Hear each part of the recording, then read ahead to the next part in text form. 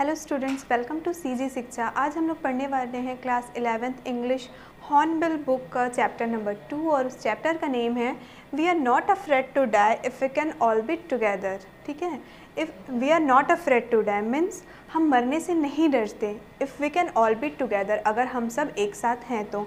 और इस चैप्टर का जो राइटर हैं वो हमारे Gordon Cook and Alan East, इन्होंने इस स्टोरी को, इस चैप्टर को लिखा हुआ है। सो इस चैप्टर को स्टार्ट करने से पहले आइए देखते हैं इस चैप्टर के कुछ मेन कैरेक्टर। ठीक है, जिसमें से फर्स्ट आई मीन्स है यहाँ पे ऑथर। ऑथर खुद एक स्टोरी को सुनाने वाले हैं, इसलिए ऑथर खुद इस चैप्टर के एक मेन कैरेक्टर हैं। सेकेंडली मैरी, मैरी कौन है तो ऑथर की वाइफ है। Third one is Suzanne, Suzanne कौन है उसकी डॉटर मतलब ऑथर की बेटी है। नेक्स्ट है जॉनथन, जॉनथन कौन है यहाँ पे सन मतलब ऑथर का बेटा है।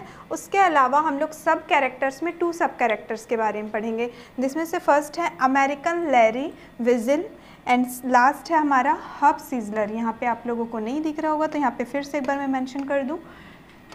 सब कैरेक्टर में एक और है आपका हब सिजलर। तो ये इस चैप्टर के मेन कैरेक्टर हैं और सब कैरेक्टर्स हैं। सो स्टूडेंट्स, स्टोरी को स्टार्ट करने से पहले मैं आप लोगों को एक शॉर्ट रिव्यू दे दूं कि इस स्टोरी में हम लोग शीप के बारे में पढ़ने वाले हैं।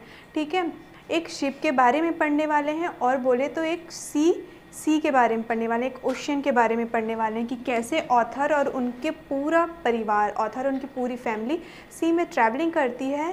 ठीक है, जल यात्रा करती हुई, और उनको कितने स्ट्रगल्स आते हैं, कितने मुसीबत आते हैं और कितना मुसीबत के बाद इस स्टोरी में हम लोग जानने वाले हैं कि क्या वो सी ट्रैवलिंग मतलब जो वो समुद्र यात्रा है उसको वो पूरा कर पाते हैं, और क्या उस यात्रा को पूरा कर लेने के बाद क्या उनमें से उनकी पूरी फैमिली में से सब लोग बच पाते हैं या किसी की डेथ हो जाती है। तो स्टार्ट करते हैं ये चैप्टर और जानते हैं हमारे ये chapter. July 1976, my wife Mary, son Jonathan 6, daughter Susan 7, and I set sail from Plymouth, England, to duplicate the round-the-world voyage made 200 years earlier by Captain James Cook. Okay. अब ये स्टोरी ऑथर बताते हुए खुद कहते हैं कि जुलाई 1976 की बात है ये, जब ऑथर और उनकी वाइफ जिनका नाम मैरी है, उनका बेटा जॉनथन जो कि 6 साल का है और उनकी बेटी सुजैन जो कि 7 साल की है, और ऑथर, इन चारों मिल करके इंग्लैंड में एक एरिया है जो कि नाम है प्लाईमथ। प्लाईमथ कहाँ पे लोकेटेड है? इंग्लैंड में लोकेटेड है। तो उन्होंने क्या करने का डिसाइड किया था? वर्ल्ड वोयाज, ठीक है, विश्व यात्रा करने का सोचा था। और किसकी तरह? तो 200 साल पहले कैप्टन जेम्स कुक ने जो यात्रा किया था, विश्व यात्रा किया था, उसी का नकल करने का ऑथर उनकी पूरी फैमिली ने सोचा था कि जेम्स कुक, ठीक है, कैप्टन जेम्स कुक ने 200 साल पहले जो विश्व यात्रा किया था उन्हीं का कॉपी करते हुए उन चारों ने भी जल यात्रा या फिर विश्व यात्रा करने का डिसाइड किया था। आइए देखते हैं आगे। For the longest time, Mary and I, a 37-year-old businessman, had dreamed of sailing in the wake of the famous explorer, and for the past 16 years, we had spent all our leisure time honing our seafaring skill in British waters. ठीक है, अब author आगे बताते हुए कहते हैं कि for the longest time, काफ़ी लंबे समय तक मैरी मतलब उनकी वाइफ और खुद ऑथर थे आपके 37 ईयर ओल्ड, 37 वर्षीय थे, और वो एक बिजनेसमैन थे, व्यवसायी थे। वो क्या बोलते हैं कि उन्होंने काफ़ी लंबे समय तक, काफ़ी पहले से उन्होंने सपना देखा था कि उन लोग क्या करेंगे, एक फेमस एक्सप्लोरर है जो, ठीक है, जो प्रसिद्ध खोजकर्ता है, उनकी तरह उन लोग विश्व यात्रा करेंगे। तो उन्होंने आगे बताते हुए कहा कि वो पिछले 16 साल से अपना जो लेज़र टाइम है मतलब उनका जो खाली समय है उसको उन्होंने किस में बिताया? तो सी फारिंग स्किल, जो समुद्री कौशल होती है उसको बेटर करने में, ठीक है, उसको हॉर्निंग करने में, इम्प्रूव करने में अपना समय गुजारा। और कहाँ के वाटर में? तो ब्रिटिश वाटर में, ठीक है, ब्रिटिश वाटर में। देख सकते हैं आप लोग यहाँ पे ग्रेट ब्रिटेन का दिया हुआ है। तो यहाँ पे जो ब्रिटेन का एरिया है जहाँ पे सी दिख रहा है, ये ही एरिया आपका क्या है? ब्रिटिश वाटर का एरिया है। आइए देखते हैं आगे। Our boat Wave Walker, a 23-meter, 30-ton wooden hulled beauty, had been professionally built, and we had spent months fitting it out and testing it in the roughest weather we could find. अब आगे author बताते हुए कहते हैं कि उनका जो boat था, ठीक है, उनका जो शिप था उसका नाम वेव वॉकर था, और उसका डायमेंशन बताते हुए कहते हैं कि वो 23 मीटर था, और उनका जो वुडन का बना हुआ था। जैसे कि ये देख सकते हैं, ये वुडन हल्ड है, बोलने का मतलब है कि उसका जो नीचे का हिस्सा है वो लकड़ी का बना हुआ था, और जिन्होंने प्रोफेशनली बिल्ड करवाया था, मतलब प्रोफेशनल लोगों के द्वारा बनाया गया था। और वो बताते हैं कि उन्होंने काफ़ी महीने सिर्फ उस बोट को फिट करने में गुजारा, और उसके बाद उन्होंने उसका कई सारा टेस्ट किया कि वो बैड वेदर में, ठीक है, मतलब बहुत बुरे मौसम में भी क्या कर सकता है, वो बोट चल सकता है। The first leg of our planned 3-year 105,000 kilometers journey passed pleasantly as we sailed down the west coast of Africa to Cape Town. There, before heading east, we took on 2 crewmen, American Larry Weasel and Swiss Herb Sizzler, to help us tackle one of the world's roughest seas, the Southern Indian Ocean. आगे अब author बताते हैं कि उनका जो ये journey था वो 3 पार्ट में डिवाइड था, और उन्होंने अपना पहला पड़ाव, ठीक है, फर्स्ट लेग मतलब उन्होंने अपना पहला पड़ाव 105,000 किलोमीटर का ट्रैवलिंग करके, उसकी यात्रा करके उन्होंने अपना पहला पड़ाव पूरा कर लिया था, जो कि अफ्रीका से लेकर के कैप टाउन तक का था। और आगे वो बताते हैं कि उन्होंने क्या किया था, अपने साथ 2 क्रूमैन कौन होते हैं, जो नाव चलाने के लिए होते हैं, ठीक है, तो उन्होंने अपने साथ 2 क्रूमैन, जिनका नेम यहाँ पे मेंशन है, अमेरिकन लैरी विजल, जो हमने सब कैरेक्टर में देखा था, एंड सेकेंड है आपका स्विस हर्ब सिजलर। उन दोनों को भी क्या किया था, अपनी मदद के लिए दोनों क्रूमैन को अपने साथ रख लिया था, क्योंकि उनको पता था कि वो इस वर्ल्ड के, पूरे इस दुनिया के सबसे रफेस्ट सीज, ठीक है, मतलब जो सबसे ख़तरनाक सी है, उसका उन लोग ट्रैवलिंग करने वाले हैं, और उस सी का नेम था the southern Indian ocean. Okay, आगे देखते हैं आगे क्या होता है। On our second day out of Cape Town we began to encounter strong gales. For the next few weeks they blew continuously. आगे वो बताते हैं कि अगले दिन जब वो कैप टाउन से निकले, अगले दिन तो क्या होता है, बहुत ही विशाल गेल्स, मतलब हवाएं, तेज़ हवाएं चलने लगती हैं, और कुछ हफ्तों तक, अगले कुछ हफ्तों तक वो कंटिन्यूसली लगातार वो तेज़ हवाएं चलते ही रहती हैं। Gales didn't worry me, but the size of the waves was alarming, up to 15 meters as high as our main mast.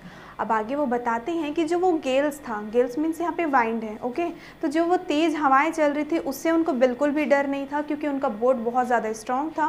तो ऑथर कहते हैं कि उसको उस गेल से, उस वाइंड से बिल्कुल डर नहीं लग रही थी, लेकिन जो वेव्स, जो लहरें उठ रही थी, और वो लहरों की ऊंचाई लगभग 15 मीटर ऊंची थी, तो उन लहरों की वजह से उनको डर लग रहा था, वो डर रहे थे, क्योंकि जो उनका लहर था वो मेन मास्ट, यहाँ पे मास्ट क्या होता है, बोट के यहाँ से यहाँ तक के डिस्टेंस को हम लोग क्या बोलते हैं, मास्ट बोलते हैं, ओके, तो जो उनका मेन मास्ट था बोट का, उससे भी ऊंचा लहर उठ रहा था। December 25 found us 3,500 kilometers east of Cape Town. Despite atrocious weather, we had a wonderful holiday complete with a Christmas tree. अब आगे ऑथर बताते हैं कि दिसंबर 25 को, मतलब 25 दिसंबर को, 25 दिसंबर को क्या होता है, वो अपना कैप टाउन से ईस्ट की ओर 3,500 किलोमीटर का डिस्टेंस कंप्लीट कर लेते हैं, और बताते हैं कि एस्ट्रोशियस वेदर, मतलब बहुत ही गंदे वेदर के बाद भी, ठीक है, मतलब बहुत ज़्यादा बुरे मौसम के बाद भी वो अपना ये जर्नी, वो अपना ये सफ़र बहुत ही वंडरफुल तरीके से, बहुत ही अच्छे तरीके से कंप्लीट करते हुए वो क्या करते हैं, क्रिसमस ट्री के साथ, ठीक है, क्रिसमस का जो पेड़ होता है उसके साथ अपना ये सफ़र पूरा करते हैं। New Year's Day saw no improvement in the weather, but we reasoned that it had to change soon, and it did change for the worse. अब क्या बोलते हैं आगे ऑथर बताते हैं कि न्यू ईयर्स डे मतलब 1 जनवरी को भी वो बोलते हैं कि जो वेदर था, जो मौसम था, उसमें बिल्कुल भी इम्प्रूवमेंट नहीं थी, कोई भी सुधार देखने नहीं मिला था। लेकिन ऑथर सोचते थे कि वो वेदर जल्द ही, ठीक है, मौसम जल्द ही क्या होगा, सुधर जाएगा। और ऑथर बताते हैं कि वो चेंज भी हुआ, वो मौसम बदल भी गया, लेकिन वो और भी ज़्यादा वर्स हो गया, मतलब और भी ज़्यादा बुरा हो गया। At dawn on January 2 the waves were gigantic. ठीक है, 2 जनवरी को, 2 जनवरी को डाउन में मतलब सन राइज के पहले भोर में क्या होता है, जो वेव्स रहती हैं, जो लहरें रहती हैं, वो जाइगेंटिक मतलब एक विशाल रूप धारण कर लेती हैं। We were sailing with only a small storm jib and were still making 8 knots. और आगे ऑथर बताते हैं कि उन लोग के पास क्या था। अब यहाँ पे पहले ये देखते हैं कि जीप मतलब क्या होता है। जीप क्या होता है, इस तरीके का जो कपड़ा बोट या शिप में जो लगाया जाता है ताकि उसमें से क्या कर सके, वाइंड को, हवा को क्या कर सके, कंट्रोल कर सके। तो जो कपड़ा हम लोग बोट या शिप में यूज़ करते हैं वो हमारा जीप होता है। तो ऑथर बताते हैं कि वो कैसे सैलिंग कर रहे थे। तो स्मॉल स्टॉर्म जीप, ठीक है, मतलब जो ये जीप था वो उनका बहुत छोटा छोटा था और 8 नोट्स और वेयर स्टिल मेकिंग, और अभी भी वो क्या कर रहे थे, नोट्स बना रहे थे। जो समुद्री मील होती है वो 8 समुद्री मील अभी भी बना रहे थे। As the ship rose to the top of each wave, we could see endless enormous seas rolling towards us, and the screaming of the wind and spray was painful to the ears. आगे author बताते हैं कि जैसे जैसे लहरें आती थी तो हर एक लहर के साथ क्या होते थे, उन लोग ऊपर उड़ जाया करते थे। और जो लहर मतलब जो लहर की आवाज़ थी और जो वहाँ पे वाइंड चल रहा था, तेज़ी से जो हवा चल रही थी, उसका जो आवाज़ था वो कानों के लिए क्या था, बहुत पेनफुल था, दर्दनाक था। To slow the boat down we dropped the storm jib and lashed a heavy mooring rope in a loop across the stern. Then we double-lashed everything, went through our life raft drill, attached lifelines, donned oilskins and life jackets and wetted. ठीक है, आगे author बताते हैं कि उस boat को slow करने के लिए उन्होंने क्या किया था, जो स्टॉर्म जीप है, जीप मैंने पहले ही बताया था, जीप क्या होता है, बोट के ऊपर जो ट्रायंगुलर शेप में जो कपड़ा हम यूज़ करते हैं। तो वो बताते हैं कि जो स्टॉर्म जीप था और क्या थे हमारे मूअरिंग रोप, ठीक है, एक तरीके का रस्सी जो बहुत ही ज़्यादा थिक होता है, मोटा होता है, और लूप अक्रॉस द स्टर्न। तो उन्होंने क्या किया था, उस रस्सी में एक स्टर्न को लपेट करके उसको नीचे सी में क्या किया था, डाल दिया था, ताकि क्या हो, उन लोग का बोट थोड़ा सा स्लो हो जाए। और आगे ऑथर बताते हैं उसके बाद उन्होंने क्या किया था, डबल लेस्ड किया था, मतलब हर एक चीज़ को उन्होंने दोबारा से रस्सी से बांध दिया था अपने प्रोटेक्शन के लिए, ताकि वो क्या कर सकें, अपने लाइफ को प्रोटेक्ट कर सके। तो उसमें उन्होंने बताया कि लाइफ ड्राफ्ट डील उन्होंने यूज़ किया, लाइफ लाइन्स यूज़ किया, डॉन्ड ऑयल स्किन्स मतलब वाटर प्रूफ रखने के लिए ऑयल स्किन्स का यूज़ किया, and life jackets and weighted, जो कि यहाँ पे आपको पिक्चर दिखाया गया है कि इन्होंने इन सब चीज़ों को क्या किया, अपने प्रोटेक्शन के लिए इन सब चीज़ों को यूज़ किया ताकि वो अपना जान बचा सकें। आइए देखते हैं कि आगे क्या होता है। The first indication of impending disaster came at about 6 p.m. with an enormous silence. The wind dropped and the sky immediately grew dark. Then came a growing roar and an enormous cloud towards aft of the ship.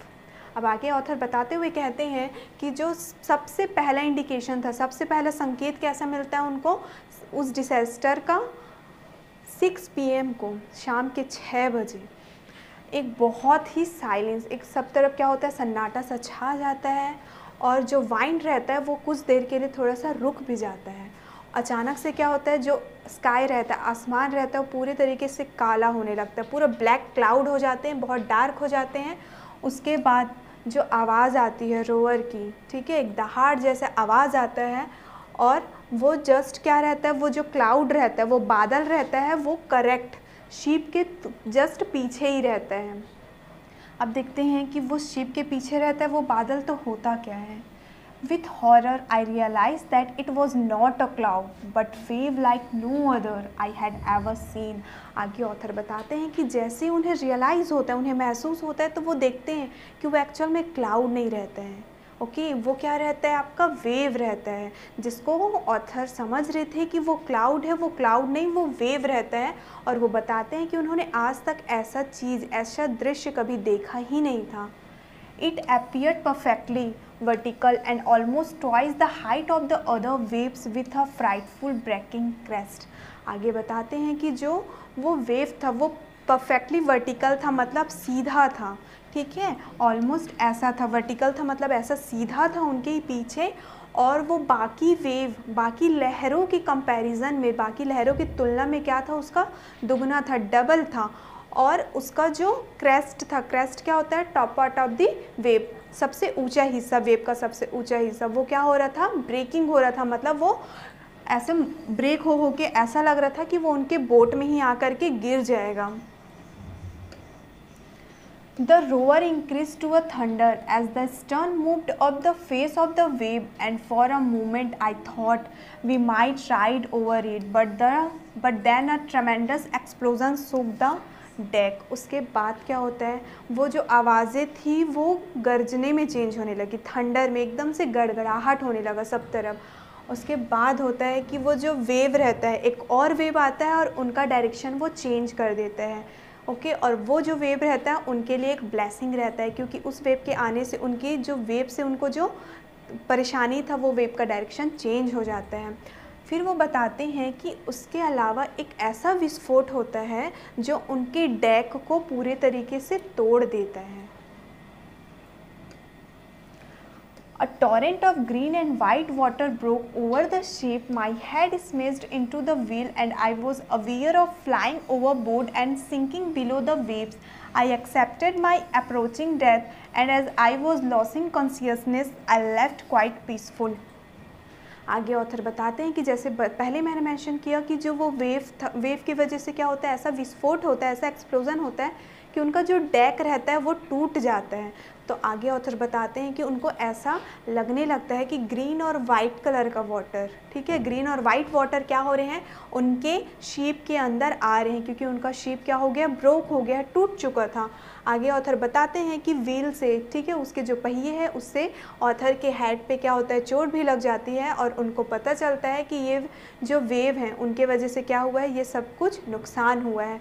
उसके बाद author बताते हैं कि उनको ये महसूस हो रहा था कि उनका डेथ क्या हो रहा है, अप्रोच आ रहा है, मतलब वो अब मरने वाले हैं, और ऐसा सोच करके वो अपना होश खोने लगते हैं और कुछ समय के लिए वो बहुत पीसफुल, मतलब शांत हो जाते हैं और शांति का अनुभव करते हैं। Unexpectedly, my head popped out of the water. A few meters away, wave walker was near capsizing her mast almost horizontal. अब क्या होता है, उसके आगे क्या होता है, अनएक्सपेक्टेडली, मतलब ऑथर को उम्मीद ही नहीं होता है कि उनका जो सर रहता है, उनका हेड रहता है, वो चोट लग के उनका सर क्या होता है, पानी में डूब जाए रहता है। तो उनको उम्मीद नहीं रहती है और उनका सर पानी से बाहर आने लगता है, और वो देखते हैं कि जो वो वेव वॉकर है, मतलब जो उनका शीप है, वो उनके पास में ही है, ठीक है, वो उनके नियर में ही है, और उनका जो सीप का मास्ट है जो कि वर्टिकल हो गया था, अब वो हॉरिजॉन्टल, मतलब ऐसा हो गया है, हॉरिजॉन्टल हो गया है। Then a wave hurled her upright. My lifeline jerked taut. I grabbed the guardrails and sailed through the airs into wave walker's main boom. Subsequent waves tossed me around the deck like a rag doll. My left ribs cracked, my mouth filled with blood and broken teeth. Somehow I found the wheel, lined up the stern for the next wave and hung on. आगे author बताते हैं कि अब क्या होता है, वो wave, ठीक है, उनको अपराइट, मतलब वो वेव की वजह से अब वो सीधा हो जाता है। उसके बाद उनका जो लाइफ लाइन, जो उन्होंने वोर किया रहता है, जो हमने पहले ही पढ़ा कि उन्होंने अपने प्रोटेक्शन के लिए बहुत सारे लाइफ लाइन्स और जैकेट्स वगैरह उन्होंने जो पहने हुए थे, उसके वजह से ऑथर को हेल्प होता है, और उसी के वजह से और एयर की मदद से क्या होते हैं, वो अपने वेव वॉकर, मतलब अपने शिप के मेन बूम तक पहुंच जाते हैं। और वो उनको ऑथर को ऐसा लगता है कि जो वो वेव था, उन्होंने उसको रैग डॉल की तरह उछाला। रैग डॉल क्या होता है, जो कपड़े का टुकड़ा पहन के बनाया रहता है, ठीक है। तो वो बोलते हैं कि वो वेव ने उसे ऐसे टॉस किया, ऐसे उछाला, जैसे कि हम एक रैग डॉल को उछालते हैं। आगे ऑथर बताते हैं कि जो उनका लेफ़्ट रिब्स था, रिब्स मतलब होती है पसली हमारी, ठीक है, तो जो उनका पसली था वो क्रैक हो गया था, डैमेज हो गया था, और उनका जो माउथ था, मुंह था, वो पूरे खून से भर चुका था, क्योंकि उनके टीथ, उनके दांत टूट चुके थे। वो कैसे भी करके वो व्हील तक, उस पहिए तक पहुँचते हैं और आगे की वेव के लिए, ठीक है, नेक्स्ट वेव के लिए वो खुद को प्रिपेयर करते हैं, तैयार करते हैं। Water, water everywhere. I could feel that the ship had water below, but I dared not abandon the wheel to investigate. अब आगे बोलते हैं कि हर जगह सब तरफ सिर्फ क्या था, पानी ही पानी था। उनको ये तो एहसास हो रहा था कि उनके शिप के नीचे में क्या है, पानी भर चुका है, लेकिन उनके पास इतना डेयर, इतनी हिम्मत नहीं हो रही थी कि वो उसको छोड़ करके इन्वेस्टिगेट, खोज करने के लिए जा सके कि एक्चुअल में कहाँ ब्रोक हुआ और कहाँ से वहाँ वाटर आ रही है। Suddenly the front hatch was thrown open and Mary appeared. We are shaking, she screamed. The decks are smashed. We are full of water. Take the wheel, I shouted and I screamed for the hatch. ठीक है, उसके बाद क्या होता है कि अचानक से जो हैच रहता है, हैच मीन्स होता है डोर, दरवाज़ा, अचानक से जो डोर रहता है वो खुल जाता है और उस डोर के बाहर मैरी आती है। मैरी दिखाई देने लगती है। मैरी कौन रहती है? ऑथर की वाइफ रहती है। तो जैसे ही वो डोर खुलता है तो वो मैरी दिखाई देने लगती है और मैरी चिल्लाते हुए कहती है कि वी आर सीकिंग, हम डूब रहे हैं। जो डेक्स है वो स्मैश्ड हो गए हैं, मतलब टूट चुके हैं और यहाँ पे पूरा पानी भर चुका है। आप क्या करो, व्हील के पास जाओ, पहिए के पास जाओ और क्या करो, उसको संभालो। Larry and Huff were pumping like madman. जो लैरी और हफ थे, यहाँ पे लैरी और हफ क्या है, कौन है? तो वो क्रू मैन है जो कि उनके साथ में आए हुए थे। तो दोनों क्या कर रहे थे, पंप की मदद से उस नाव के पानी को बाहर फेंक रहे थे। Broken timbers hung at crazy angle. The whole starboard side bulged inwards. Clothes, crockery, charts, tins and toys lodged about in deep water. अब क्या होता है, जो उनका नाव ब्रोक हो गया था, उनकी शिप का जो डेक था वो टूट गया था, तो उनकी सारी चीज़ें, उनके सारे सामान क्या हो रहे थे, पानी में तैरने लग गए थे, बहने लग गए थे। उनके सारे कपड़े, जो क्रॉकरी मतलब उनके जो मिट्टी के बर्तन थे, जो चार्ट्स थे, जो टीन्स थे, उनके जो खिलौने थे, वो सब क्या हो रहे थे, डीप वाटर, गहरे पानी में क्या हो रहे थे, तैर रहे थे। I half swam, half crawled into the children's cabin. Are you all right? I asked. Yes, they answered from an upper bunk, but my head hurts a bit, said Sue, pointing to a big bump above her eyes. I had no time to worry about bumped heads. आगे author बताती हैं कि वो थोड़ा तैरते हुए, थोड़ा चलते हुए क्या करते हैं, अपने बच्चों के कैबिन तक, अपने बच्चों के रूम तक पहुंचते हैं और उनसे पूछते हैं कि क्या तुम ठीक हो? तो वो रिप्लाई करते हैं येस, हम ठीक हैं। लेकिन जो उनकी बेटी रहती है, उनकी जो डॉटर रहती है सूजन, ठीक है, तो सू रिप्लाई करती है कि उनको क्या हुआ है, उसके हेड पे एक चोट लगी हुई है और उस हेड की चोट के वजह से क्या हुआ है, हेड बम्प आ गए हैं। जैसे कि इसमें देख सकते हैं आप, इमेज में मेंशन है, स्वेलिंग जो आ जाती है, सूज जो जाता है हमारा, तो उसको चोट लगे रहता है आँख के ऊपर और हेड पे। तो उस चोट की वजह से उसका जो हेड रहता है वो उस पर स्वेलिंग आ जाती है।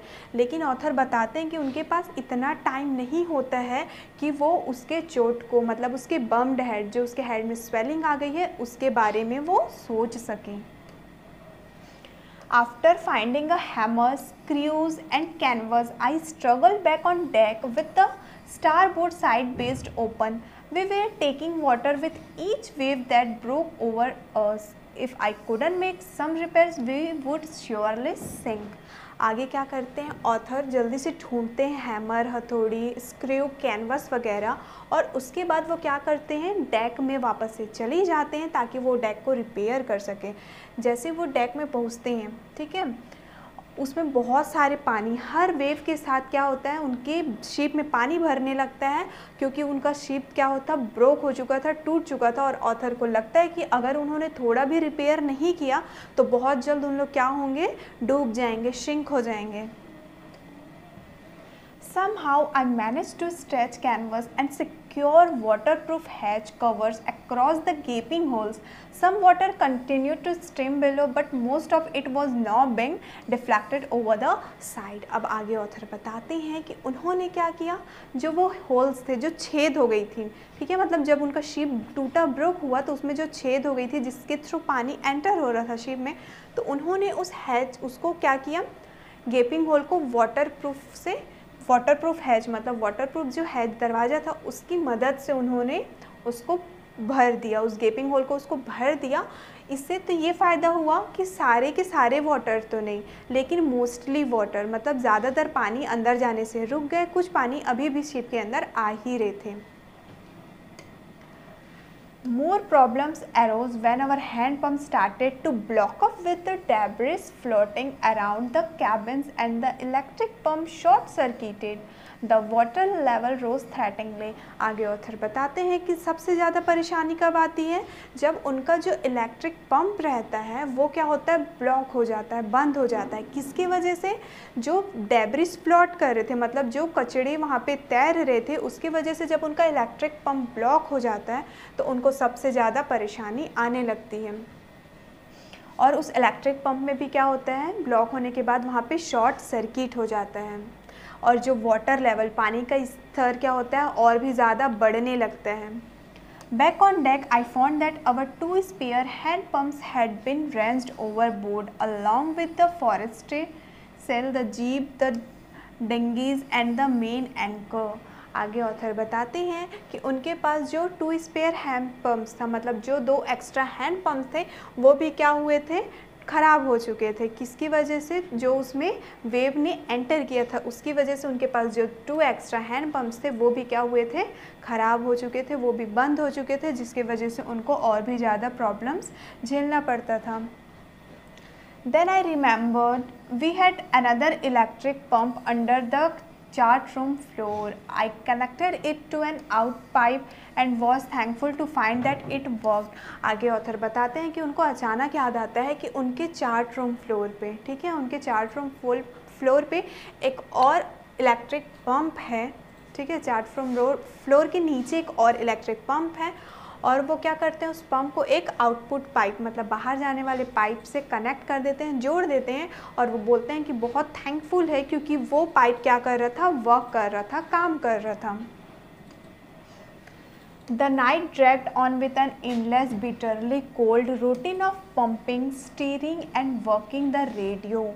We were getting no replies to our mayday calls, which was not surprising in this remote corner of the world. आगे ऑथर बताते हैं कि अब रात हो जाती है, ठीक है, और उस रात में बहुत ज़्यादा ठंड रहती है, बहुत ठंडी रहती है वो रात। और उस रात में उन लोग 3 काम करते रहते हैं, पंपिंग, स्टीयरिंग और वर्किंग द रेडियोज़, ठीक है, पंपिंग भी करते रहते हैं, स्टीयरिंग भी करते रहते हैं और रेडियो पे वर्क भी करते रहते हैं। और वो बोलते हैं कि उस मेडे कॉल्स मीन्स यहाँ पे डिस्ट्रेस कॉल है, तो उस डिस्ट्रेस कॉल से उनको कोई भी रिप्लाई, कोई भी जवाब नहीं मिलता है। और ये कोई आश्चर्य की बात नहीं है क्योंकि वो इस दुनिया के रिमोट एरिया में थे, रिमोट कॉर्नर पे थे, जिसकी वजह से उनको रेडियो से कोई भी रिप्लाई नहीं मिल पा रहा था। Shu's head had swollen alarmingly. She had 2 enormous black eyes and now she showed us a deep cut on her arm. When I asked why she hadn't made more of her injuries before this, she replied, I didn't want to worry you when you were trying to save us all. अब आगे क्या होता है, जो श्यू रहती है, मतलब जो सूजन रहती है, ऑथर की बेटी सूजन आती है और उसका जो स्वोलन रहता है, मतलब जो उसका हेड सूजा रहता है वो और भी ज़्यादा बढ़ जाता है और उसकी जो आँखें रहती हैं वो बहुत बड़ी हो जाती हैं और ब्लैक हो जाती है, काली हो जाती है। और उसके बाद वो बताती है कि उसके आर्म में, ठीक है, उसके आर्म में क्या होता है, कट हो जाता है, एक गहरा चोट लग जाता है। और जब ऑथर बोलते हैं कि तुमने मुझे इन चोट के बारे में पहले क्यों नहीं बताया, तो सूजन रिप्लाई करती है कि मैं नहीं चाहती थी कि आपको मेरी चोट के बारे में पता चले और आप और भी ज़्यादा वॉरीड हो जाएं, मतलब और भी ज़्यादा चिंतित हो जाएं, क्योंकि आपने क्या किया है, आप अपना टाइम किस में दे रहे हैं, हमको बचाने के लिए, हमको सेव करने के लिए आप टाइम दे रहे हैं। तो मैं नहीं चाहती थी कि मेरी चोट के बारे में पता चल के आप और भी ज़्यादा वॉरीड हो जाएं।